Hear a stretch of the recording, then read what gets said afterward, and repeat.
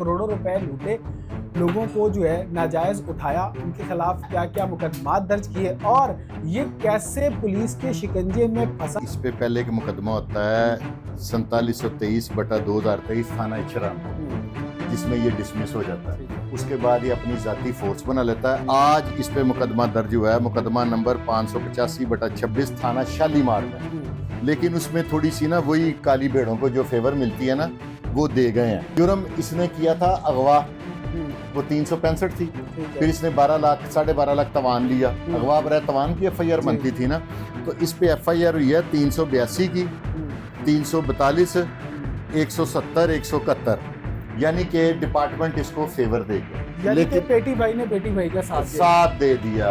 तहरीर जो हमारे पास है उसके मुताबिक तो ये दफात बनती नहीं। गिरफ्तार हुआ है ये जब DIG फैसल कामरान साहब ने इस पे नोटिस लिया ना, उन्होंने इंक्वायरी की है, इसको उसके घर से गिरफ्तार किया गया। इससे वो असला, वो हथकड़ियाँ, वो सब इंस्पेक्टर की वर्दी, वो जो माल इसने लिया था अगवा बरए तवान में, वो ये सारा कुछ टेबल पे रख के मैं उस तस्वीर का इंतजार करूंगा। अस्सलामुअलैकुम, डिजिटल बॉक्स के साथ मैं हूं मोहम्मद उस्मान। नाजरीन, आपने महकमा पुलिस में काली भेड़ों के बारे में तो बहुत सुना होगा, लेकिन आज हम एक ऐसे पुलिस वाले के बारे में बात करने जा रहे हैं जिसने ना सिर्फ करोड़ों रुपए लूटे, लोगों को जो है नाजायज उठाया, उनके खिलाफ क्या क्या मुकदमात दर्ज किए और ये कैसे पुलिस के शिकंजे में फंसा। इस सब पर बात करने के लिए मेरे साथ मौजूद हैं senior crime analyst Syed Furqan Ali Shah साहब। इनसे जानते हैं। शाह जी अस्सलाम वालेकुम। जी वालेकुम अस्सलाम। शाह जी खैरियत से हैं आप? शुक्र अल्हम्दुलिल्लाह। शाह जी, आपने काफी काली भेड़ों के बारे में रिपोर्ट किया है, तो जरा ये बताएं कि इस शख्स का नाम क्या है और ये कहां पर जो है वो तैनात था और किस तरह की सरगर्मियों में मुलव्विस था। भाई इस पे पहले एक मुकदमा होता है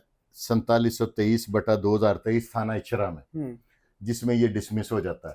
उसके बाद ये अपनी जाती फोर्स बना लेता है और आज तकरीबन हमने प्रोग्राम रिपोर्ट किया था को आज से 3-4 दिन पहले, तो तब इसे गिरफ्तार हुए 2 दिन हुए थे, तब ये मिस्री शाह थाने में था। आज इस पे मुकदमा दर्ज हुआ है, मुकदमा नंबर 585/26 थाना शालीमार में। लेकिन उसमें थोड़ी सी ना वही काली भेड़ों को जो फेवर मिलती है ना, वो दे गए हैं। वो क्या है? जुर्म इसने किया था अगवा, वो 365 थी। फिर इसने 12 लाख 12.5 लाख तवान लिया। अगवा बरए तवान की FIR बनती थी ना, तो इस पे FIR हुई है 382 की, 342, 170, 171, यानी कि डिपार्टमेंट इसको फेवर दे गया। ठीक है। अगर ये 365A या B की होती तो फिर इसको CCD ने हैंड ओवर कर लेना था, लेकिन पेटी भाई ने पेटी भाई का साथ दे दिया।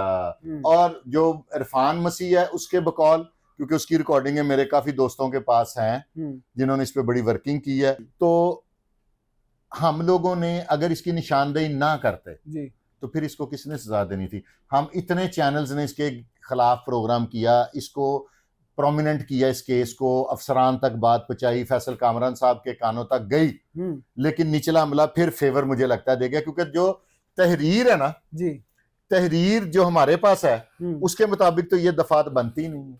शाह जी, कितने अरसे से मुलव्विस है ये इन सरगर्मियों में?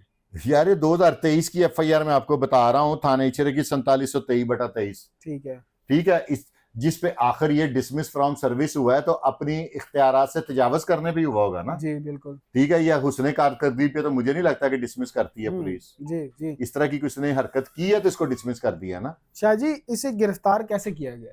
गिरफ्तार हुआ है ये जब DIG फैसल कामरान साहब ने इस पे नोटिस लिया ना, तो आफ्टर दैट उन्होंने मिस्री शाह थाने वालों को, वहां के DPO SDPO को या किसको कहा कि भाई आप इसकी इंक्वायरी करें।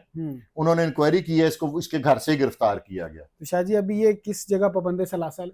थाना शालीमार में, क्योंकि पर्चा इस पे शालीमार में दिया गया। उसकी क्या मंतक है ये मेरे इल्म में फिलहाल नहीं है, लेकिन हर रिपोर्ट मेरे इल्म में आ जाएगी। शाह जी, एक बात जो आप भी बेहतर जानते हैं, बल्कि सारे ही बड़ी बेहतर जानते हैं कि जब किसी डकैत को या किसी कातिल को गिरफ्तार किया जाता है तो टेबल पर जो से चीजें बरामद होती हैं वो रखकर एक तस्वीर खींचकर वायरल की जाती है। तो अब तक इसकी ये तस्वीर वायरल क्यों नहीं? DIG फैसल कामरान साहब से, और अब तो DIG इन्वेस्टिगेशन जो है ज़िशान रजा साहब, अब तो उनके बस में है सारा कुछ। मैं उम्मीद रखूंगा कि इससे वो असला, वो हथकड़ियाँ, वो सब इंस्पेक्टर की वर्दी और वो जो माल इसने लिया था अगवा बरए तवान में, वो ये सारा कुछ टेबल पे रख के मैं उस तस्वीर का इंतजार करूंगा। शाह जी, क्या इस बात में वाकई सदाकत है कि ये सीसीडी का सब इंस्पेक्टर बन गया था? हाँ जी, अपने आप को सीसीडी का ही कहता था। अच्छा, था नहीं? वो नहीं था, कहाँ पे ये खुद को सीसीडी का सब इंस्पेक्टर बनाकर तो वारदातें करता था। हाँ, प्रिटेंड करके। तो फिर वो देखो ना, सीसीडी के नाम से तो लोगों के बड़े बड़े जो पहलवान हैं उनकी पेंटें गीली हो जाती हैं, तो बिल्कुल। वो फिर सीसीडी के नाम से ही पैसे ज्यादा मिलते हैं ना। शाह जी, कितनी कोई तादाद आई है आपके पास कि कितने जो है वो पैसे ये लूट चुका था अब तक? भाई 12.5 लाख तो एक बंदे से लिया, जो इसका मोहल्लेदार है, जिसके साथ दीद लिहाज एक ताल्लुक था, जी। तो बाकियों से इसने कम की होगी। ये तो पुलिस इन्वेस्टिगेट करे ना, आई एम नॉट इन्वेस्टिगेटर, मैंने तफ्तीशी नहीं हूं, मैं तो एक इन्वेस्टिगेटिव जर्नलिस्ट हूं। जब पुलिस इसको अगर कोई रियायत देगी तो फिर मैं अपनी इन्वेस्टिगेशन सामने लाऊंगा कि भाई यहाँ पे इसको रियायत दी है, जिसके साथ ये जैसे ये दफा में इसको सबसे पहले तो रियायत दे दिया, 382 लगा दी है। शाह जी, आपको लगता है कि ये केस अगर थोड़ा सा ठंडा होगा तो फिर ये किसी फील्ड पोस्टिंग में चला जाएगा? कंफर्म आएगा। पैसे जिसके पास हैं वो मैंने अक्सर देखे हैं लगते हुए। इधर हमारे कई भाई हैं जो फौरी तौर पे मुंशी लगवाने के लिए डीआईजी साहब ऑपरेशन से लड़ पड़ते हैं, तो वो इस तरह के लोग वाफर मिकदार में मौजूद हैं जो इस तरह के लोगों को बहाल कराने में पूरा कारगर साबित होंगे। शाह जी, ये शख्स कौन है? को बड़ा बहासर और रसूख वाला है, को ताल्लुकात इसके बड़े हैं, को हाथ इसके बहुत ज्यादा लंबे हैं, जो ये कानून से भी बच सकता है? सारे जिसके पास पैसे हैं और जिसको पैसे खर्चने आते हैं तो वो सबसे तगड़ा ही होता है। शाह जी, इसके साथ कितने लोग थे? 10-12 लोग हैं, लेकिन अभी तक एफआईआर देखो ना, 10-12 लोग इसके साथ हैं। ठीक है, एप्लीकेशन में पहली एफआईआर में उनके नाम भी हैं। ठीक है, तो लेकिन अब अगर उनके खिलाफ कार्रवाई नहीं हो रही तो फिर शुकूक व शुबहात तो ज़हन में आएंगे। शाह जी, एक तरफ ये कहना है कि पुलिस का महकमा जो है वो सुधरता जा रहा है सीसीडी के आने के बाद, लेकिन अब पै दर पै जैसे जैसे सीसीडी की कार्रवाइयां कम हो रही हैं वैसे वैसे जराइम जो है वो सर उठाता नजर आ रहा है और अपने महकमे के लोग इसमें मुलव्विस हैं। सर जी, इस तरह के महकमे वाले पकड़े तो जा रहे हैं ना, पहले तो ये पकड़े ही नहीं जा रहे थे, एक वक्त ऐसा था।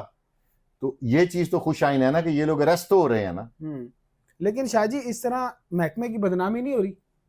भाई हो रही है तो हम बोल रहे हैं, वही तो हम रोक रहे हैं तो कि वर्दी पे दाग ना लगाएं।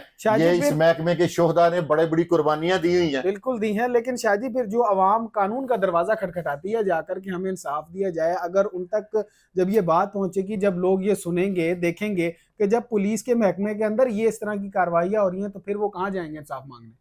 यानी फैसल कामरान की खुली कचहरी में जाएं, जिशान रजा साहब की खुली कचहरी में जाएं, एसएसपी साहिबान खुली कचहरी लगाते हैं, अफसरान ये खुली कचहरी है ना, उसी से इनकी मौत का सामान तैयार हो रहा है। अफसर शाह जी, क्या कहना चाहेंगे अफसरान बाला से कि क्या करना चाहिए? इसको सजा देनी चाहिए, नहीं देनी चाहिए, या फिर कानून, क्योंकि ठीक है फैसला कानून ने करना है, अदालत ने करना है, सही सबूतों की बिना पर, सही शवाहिद के बिना पर अदालत जो फैसला करती है उसे सबको मानना पड़ता है, लेकिन क्या आपको लगता है कि इसके खिलाफ जो है वो इसे कैफरे किरदार तक पहुंचाया जाएगा?